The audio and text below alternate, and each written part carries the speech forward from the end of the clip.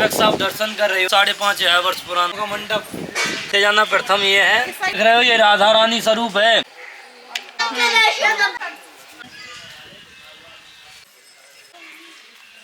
Hello friends, welcome back to my channel once again. Radhe Radhe आप सभी को। जैसे कि कल मैंने आपको भांडेर वन के दर्शन कराए थे प्राचीन मंदिर के, उसी के बाहर ये कुएं है। जैसे पंडित जी ने बताया था, इस कुएं का बहुत महत्व है। कहते हैं जब एक राक्षस था, गाय का रूप लेके आया था, तो कृष्ण भगवान ने उसको मारा था, तो उन्हें गौ हत्या का पाप लगा था। भले वो गाय का भेष ले रखा था, सिर्फ इसलिए उन्हें गौ हत्या का पाप लगा था। और फिर उन्हें कहा गया था कि आप चारों धाम के जल एक जगह इकट्ठा कीजिए, उससे स्नान कीजिए, तब आप शुद्ध होंगे। तो उन्होंने यहाँ बंसी से कुआं खोदा था, जल प्रकट किया और इस कूप में स्नान किया था। तब से जल की मान्यता है, जो भी इस जल का क्या कहते हैं पिएगा, उसको सब चीज़ से मुक्ति मिल जाएगी, हर चीज़ से मतलब वो तर जाएगा।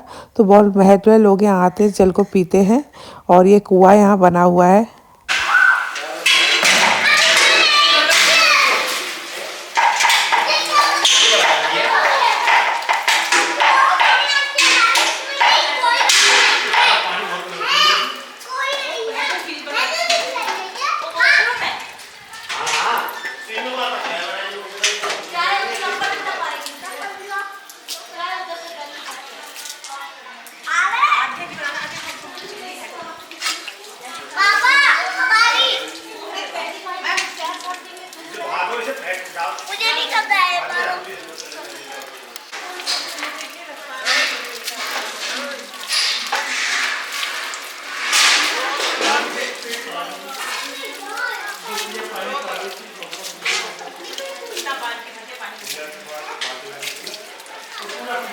आद्या, अब आप चलाओ कानू बेबी।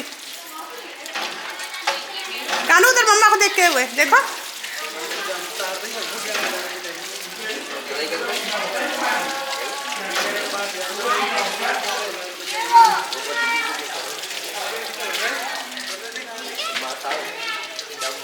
कितने अच्छे लग रहे हैं।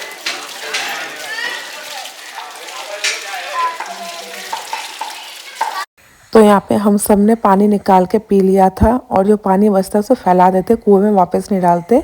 अब इनकी बारी, अब ये निकाल रहे हैं। और ये देखो एक्सपेरिमेंट इनके, देखो सबने नॉर्मल निकाला, इन्हें वो गोल गोल जो चक्रा होता है ना लोहे का, जिसमें फंसा होता है, उसमें फंसा के निकालना है। लेकिन यहाँ का ये खराब है, देखो जितनी बार निकालेंगे उतनी बार रस्सी अलग गिर जाएगी। और पिछली बार आए थे तब भी ऐसे ही कर रहे थे। तो अगर आप भांडेर वन आते हैं और दर्शन करते हैं, जो कल हमने आपको मंदिर के दर्शन कराए थे वही प्राचीन मंदिर है।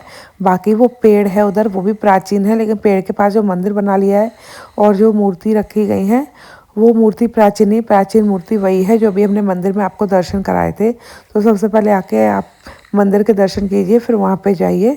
सबने अपना अलग अलग बना लिया है, कोई कहता ये है, कोई कहता ये है, लेकिन एक्चुअल में जो प्राचीन मंदिर है वो वही है। और आप आइए, इनके दर्शन कीजिए। देखिए अनाया कैसे पानी पी रही है। यहाँ के पानी का बहुत महत्व है, हर लोग आते हैं यहाँ, कुएं से पानी निकालते हैं, पीते हैं। देखो बाल्टी में पानी बचा, उससे आप अपने पैर वगैरह धो सकते हैं, बहा दीजिए पानी। अब हम जा रहे हैं दूसरी साइड, देखिए बना हुआ है रेड कलर का, यहाँ से भी अब अंदर एंटर कर सकते हैं। हम लोग वहीं से पीछे से घूम गए, जा रहे हैं भांडेर वन में। दोनों भांडेर वन, ऐसे ही भांडेर वन उसे ही भांडेर वन कहते हैं। और ये देखिए जो पेड़ आप देख रहे हैं, ये है 5,500 साल पुराना पेड़, और इस पेड़ में गठबंधन हुआ है। कहते हैं इस पेड़ के नीचे ही राधा कृष्ण का विवाह हुआ था। ये पेड़ उसके स्वरूप है, जब प्राचीन मंदिर के दर्शन किए थे एक्चुअल जगह वही थी। और जो पेड़ है यहाँ, कहते हैं इस पेड़ में ऐसा रूप लिया हुआ है जैसे दोनों का गठबंधन हुआ है, जो मैं भी आपको आगे दिखाऊंगी। यहाँ पे उन्हें विवाह स्थली के नाम से प्रसिद्ध है। और सबसे बड़ी बात, अगर आप भांडेर वन में आते हैं तो आप मधुकरी मांग के खा सकते हैं।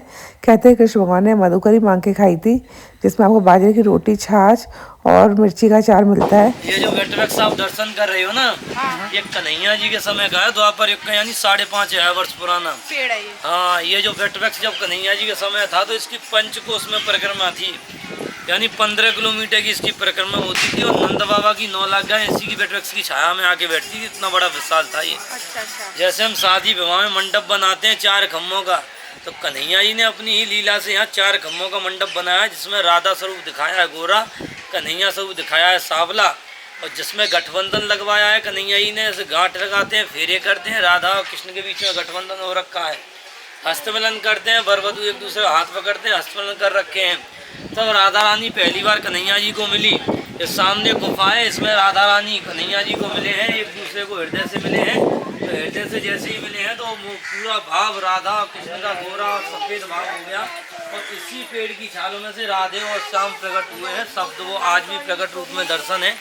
आप ऊपर आके दर्शन कराते हैं, पहले इस मंडप के दर्शन करें। ये 4 खम्भों का मंडप, इसमें बैठ के भगवान श्री कृष्ण और राधा जी शादी किए हैं। ये आप खम्भे गिनेंगे, मैं हाथ रखते जा रहा हूँ, देखते जाना। प्रथम ये है, द्वितीय, हाँ कैसे भी आ जाओ, आपकी इच्छा है, पर आ तो जाओ। तब यहाँ तक आ गई। तो ये प्रथम खम्भा ये है, द्वितीय ये है, ये तीसरा ये है और चौथा ये है।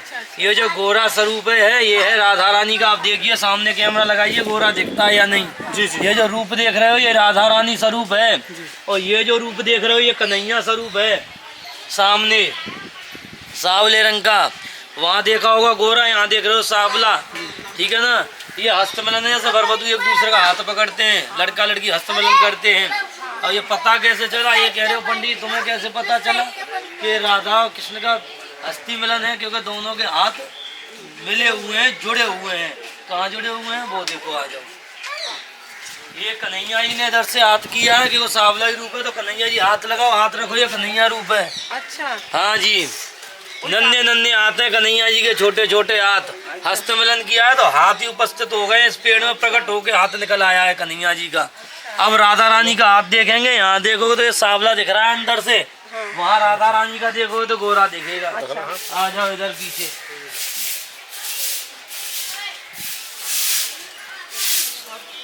ये देखोगे ये राधा रानी का है, सामने ही है, दोनों हस्त मिलन हुआ है, दोनों एक दूसरे के सामने खड़े हैं। यहाँ ये हाथ राधा रानी का लगा हुआ, उधर कन्हैया जी का प्रकट हाथ छपा हुआ। ये हस्त चिन्ह है दोनों के, राधा और कृष्ण के। अब देखेंगे मंडप में जो गांठ लगी हुई है 7 फेरों वाली, जिससे हम गठबंधन करते हैं। लड़का हमेशा अपने कंधे पे गांठ लगता है, लड़की कमर पे बांधती है। ठीक है ना? ये देखो वहाँ से कन्हैया जी ने हस्तमिलन किया, तो ये देखो ऊपर से गांठ जुड़ी हुई है, ये हस्तमिलन की दुपट्टे वाली। गठबंधन जिसे बोलते हैं, राधा और कृष्ण से ही जुड़ा हुआ है ये गठबंधन। अच्छा अच्छा। ये 7 फेरे कंप्लीट करा रहे हैं दुपट्टे में गांठ लगा के। अच्छा अच्छा। ठीक है ना? ये गठबंधन हो गया। ये हमारे ब्रह्मा जी हैं, उन्होंने वेद मंत्र उच्चारण किए हैं, ओम मंगलम भगवान विष्णु वाले। अच्छा, हाँ जी, अच्छा ब्रह्मा जी है। ब्रह्मा ही स्वरूप। अब आ जाओ, यहाँ राधा रानी ने पहली बार इस प्रेम भूलोक को देखा है। अच्छा। क्योंकि राधा रानी नेत्रबंद थी, नेत्रबंद थी। उन्होंने कहा था कि स्वामी तब तक आप मेरे सामने नहीं होंगे, तब तक मैं अपने नेत्र नहीं खोलूंगी। उन्होंने संसार आंखों को खोल के देखा ही नहीं था, तब तक कन्हैया जी को नहीं देख लिया था। तो वो ये गुफा है जहाँ राधा रानी ने पहली बार कन्हैया जी को अपने हृदय से लगाया और अपने नेत्र खोले और कन्हैया जी को सम्मुख पाया। इसी वृक्ष में स्वरूप देखोगे तो यहाँ पूरा स्वरूप देखो, ऊपर से गोरा है और नीचे सावला है, सावला गोरा है ये जो स्वरूप है ये वाला। इसी वृक्ष में जब राधा रानी ने हृदय से कन्हैया जी को लगाया और कन्हैया जी ने राधा रानी को अपने हृदय से लगाया, तो हृदय से लगाते ही दोनों ने राधा और श्याम एक दूसरे को पुकारा। तो इसी वृक्ष में दोनों राधा और श्याम के नाम प्रकट हो गए हैं, इसकी पेड़ की छाल से ही। आज भी वो दर्शन प्रतीक में हमें चिन्ह दिखाई दे रहे हैं, जहाँ राधे लिखा हुआ है और नीचे श्याम लिखा हुआ है। कैमरा जूम आउट करोगे तो आपको दिखेगा। यहाँ देखो राधे लिखा हुआ है, सबको दिख रहा है? हाँ। दिखा सबको, आइयों को? सबको दिखा? राधे लिखा हुआ है, प्रकट हुआ है इसमें। श्याम नीचे यहाँ लिखा हुआ है, ये शाह है, ये आधा यहाँ है, ये गोल कुंडी में माँ है। तो राधे और श्याम प्रत्यक्ष रूप से दर्शन है कन्हैया जी के। ये वो दर्शन जहाँ कन्हैया जी ने भांडी वन में सबसे पहले चरण नीचे रखे हैं जमीन में। अच्छा। हाँ, ये उनके समय की ब्रजहर्जा, 5,500 वर्ष पुराना ही पेड़ है, उनके समय की ब्रजहर्जा ये। इस वृक्ष के दर्शन से राधा रानी ने यह कहा था, जो भी मेरा भक्त आएगा, जो मेरे प्रिय होगा, उसी भक्त को मैं यहाँ वृंदावन से यहाँ बुलाऊंगी और इस वृक्ष के दर्शन कर लेगा, वो सतसरी गोलोक धाम को प्राप्त करेगा। तो कन्हैया जी ने कहा कि राधे तुम इतना बड़ा वरदान दे रही हो, आने वाले समय में इसके लोग दर्शन करेंगे, पाप करेंगे, सीधा यहाँ आएंगे, उन तो पाप मुक्त हो गए, सीधा गोलोक धाम कर जाएंगे। बोले कि नहीं, जो इस नर लीला में उपस्थित है, तो कन्हैया जी तब विवाह कर रहे थे, इस नर लीला में उपस्थित है, केवल आने वाले समय की भी नहीं बोल रहे हैं, केवल इस नर लीला में उपस्थित है। कीड़ा मकोड़ा लता पता कुत्ता बिल्ली सूगर गैया सांड कच्छु भी हो सकता है वो, ठीक है ना। तो उसने की लीला में सम्मिलित था, वही भक्त प्रारूप लेके मनुष्य रूप उसे दिया जा रहा है, राधा रानी की भक्ति कर रहा है। लोग आपने देखा होगा वृंदावन कई बार आते हैं, एक बार नहीं 10 बार आएंगे, फिर भी उन्हें नहीं पता चलता कि यहीं राधा कृष्ण का कहीं विवाह हुआ है। आप भी बहुत जन ऐसे होंगे जो वृंदावन कई बार आए होंगे, तब यहाँ जाके आपको दर्शन मिले होंगे। पहली बार में हर किसी को नहीं मिलते, उस पर असीम कृपा मानना जिसको पहली बार में दर्शन मिल जाए राधा कृष्ण के विवाह स्थल की। और 85% लोगों को ये नहीं पता कि राधा कृष्ण कहीं विवाह हुआ है। इनका विवाह का वर्णन गर्ग संहिता में मिलता है, 16वां अध्याय है उसमें, उसका आप उसको पढ़ोगे तो आपको उनके विवाह का वर्णन मिलेगा। गीत गोविंद में मिलेगा, भगवत पुराण में मिलेगा, गोपाल चंपू में मिलेगा, भक्तमाल में मिलेगा, हरवंश पुराण में मिलेगा। भागवत जी को हमारे यहाँ सबसे प्रिय और सबसे प्राचीन ग्रंथ माना जाता है, बल्कि भागवत जी में राधा कृष्ण के विवाह का वर्णन नहीं है। क्यों नहीं है, इसका भी एक कारण है, क्योंकि राधा रानी इस वृक्ष का तो है वांडी वट का, भागवत जी में राधा रानी को वेद व्यास जी ने जो भागवत जी को लिखा, तो वेद व्यास जी ने लिखा था। तो आपने भागवत जी आप पूरी पढ़ लेना, आपको राधा शब्द नहीं दिखाई देगा, तो विवाह का वर्णन कहाँ से दिखाई देगा। क्योंकि आप विवाह का चर्चित करोगे राधा रानी का, तो आपको स्मरण नाम आना पड़ेगा जीवा पर, तो उसमें नाम दिया जाए, क्योंकि वो उनके गुरु थे। अपने गुरु का नाम आप ले सकते हो, गुरु को गुरु जी ही बोलोगे, हमारे गुरु जी, गुरु का नाम ले सकते हो, गुरु के सामने नहीं ले सकते ना। तो ऐसे ही वेद व्यास जी ने राधा रानी को राधा ना कह के श्री से नाम से संबोधित किया है। और राधा कृष्ण एक ही है, एक प्राण दो देही, ऐसे परम स्नेही। और जो राधा कृष्ण में अंतर करता है वो नरकगामी होता है, उसे नरक का द्वार भोगना पड़ता है, ठीक है ना। भगवान की ये लीला है, और ये वटवृक्ष साक्षी है राधा कृष्ण के विवाह का। लोग कहते हैं विवाह नहीं हुआ, उनसे हमने पुराण बता दिए, इन पुराणों को पढ़ो, उनमें वर्णन मिलता है विवाह का। भागवत जी में इस वटवृक्ष का वर्णन पढ़ोगे तो 18वां अध्याय और 22वां श्लोक है, इस वटवृक्ष के बारे में आया है। ये इतना विशाल था कि कन्हैया जी इसकी लता पताओं के सहारे इसको यमुना जी को आर पार किया करते थे। यहाँ राधा और कृष्ण के बीच में इसी वटवृक्ष के नीचे मल्ल कीड़ा हुई, कुश्ती बोलते हैं। शर्त यह तय हुई थी, जो हारेगा वो जीतने वाली पार्टी को भंडारा देगा। तो कन्हैया जी राधा रानी से हार गए हैं। राधा रानी से हारने के बाद में राधा रानी को ब्रज गोपिका को कन्हैया जी ने यहाँ भंडारा दिया, उसी के नाम से इसका नाम भांडीरन पड़ा है। एक यहाँ दुर्वासा ऋषि है, ब्रज गोपिकाओं ने यहाँ खाना खिलाया जो कन्हैया जी के गुरु थे। उन्हें पता चला कि वो तो धूप घास का ही पालन करते हैं, अन्न खाते ही नहीं है दुर्वासा ऋषि। तो ब्रज गोपिका यहाँ खाने खिलाने आई है, तो उन्होंने खाना पा लिया, अन्न पा लिया है। तो कन्हैया जी से वापस कहा है, कन्हैया जी से कहा कि तुम्हारे गुरु तो सब कुछ खा लेते हैं, तुम ये कह रहे थे अन्न नहीं खाते हैं। तुम कह रहे तुम्हारे और तुम्हारे गुरु में बड़ा अंतर है, हम कह रहे हैं तुम्हारे गुरु में और तुम में कोई अंतर नहीं। तू ठग है और तेरा गुरु महाठग है, और जो बीच में बैठी यमुना महारानी वो है ठगनी। तो हमारे ब्रज भाषा में एक दोहा दिया जाता है कि दो बीच बसे एक ठगनी। तो उन्होंने कन्हैया जी को ठग कहा, उनके गुरु को महाठग कहा, यमुना महारानी को ठगनी कहा। इस वटवृक्ष के दर्शन करोगे, यहाँ माला डाल रहे हैं, इधर फेरे करा रहे हैं, इधर मांग में सिंदूर लगा रहे हैं। इसकी प्रदक्षिणा कर लेना, चार प्रदक्षिणा करके ठाकुर जी को माथा टेकना। जो अपनी पत्नी के साथ में आए, अपनी पत्नी को सिंदूर लगाना। अपना जो बने यथाशक्ति मनोभाव से राधा रानी को वटवृक्ष को साक्षी मान के राधा रानी को कन्यादान कर देना। तो श्री राधा रानी की जय। ये देखिए यहाँ पे कहते हैं ब्रह्मा जी उनकी जयमाल करा रहे हैं, गले में उनके फूल पड़े हुए हैं। यहाँ 3 तरीके से मूर्तियाँ बनाई गई हैं। यहाँ पे उनके मांग में सिंदूर भर रहे हैं मोर पंख से, और एक जगह आप देखेंगे तो फेरे ले रहे हैं। और यहाँ पे कहते हैं जो पेड़ है वहाँ की 4 परिक्रमा करनी चाहिए, उसका बहुत महत्व है। तो हम परिक्रमा कर रहे हैं। जो लोग भी यहाँ आते हैं उसकी 4 परिक्रमा करते ही करते हैं।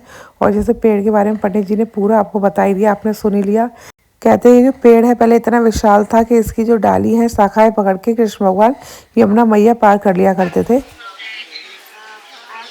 इधर भांडर वन में जहाँ जिस साइड पेड़ है उधर उन्होंने मंडप बना दिया है। लोग यहाँ पे कपल्स आते हैं, शादियाँ करते हैं। अब तो लोग यहाँ पे आते हैं होटल वगैरह ना बुक करके ये बुक करते हैं, प्रॉपर शादी करते हैं, जिसकी बुकिंग का अमाउंट 50 लाख से लेके 1 लाख से 1.25 लाख तक है। और ये मंडप इन्होंने बनाया हुआ है कि राधा कृष्ण का विवाह हुआ था तो उन्होंने भी एक मंडप बना दिया। और तो हम लोग देखो इस मंडप के चारों ओर ऐसे फेरे ले रहे हैं। हम लोग ऐसे ही कह रहे थे मंडप बनाए से चलो बीच में हवन कुंड है, इसमें आगे भी जल रही थी आपको बताऊं तो हम लोग ऐसे पकड़ के फेरे ले रहे थे और मतलब ऐसे ही कर रहे थे, कोई वो नहीं है।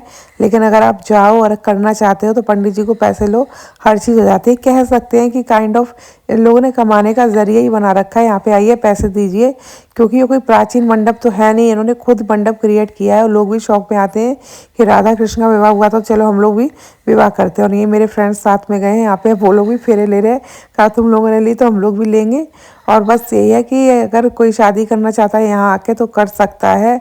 और वैसे ही पहले ये जगह प्राचीन हुआ करती थी बहुत ही ज़्यादा। जो मंदिर मैंने आपको कल दर्शन कराए थे वो मेन प्राचीन दर्शन है, वहीं एक्चुअल में उनका विवाह हुआ था। ये पेड़ भी था, पेड़ के पास राधा रानी को कृष्ण भगवान मिले थे, ऐसी कहानी है। कहानी नहीं मतलब ऐसी लीला रही थी कि यहाँ मिली थी, विवाह वहाँ हुआ था, ब्रह्मा जी ने कराया था। पेड़ बहुत विशाल था, आज भी पेड़ है 5000 साल पुराना। पंडित जी ने एक एक चीज़ एक्सप्लेन की पेड़ के बारे में, वो सब आपने देख ली होंगी। आफ्टर 3 years आ जाएगी।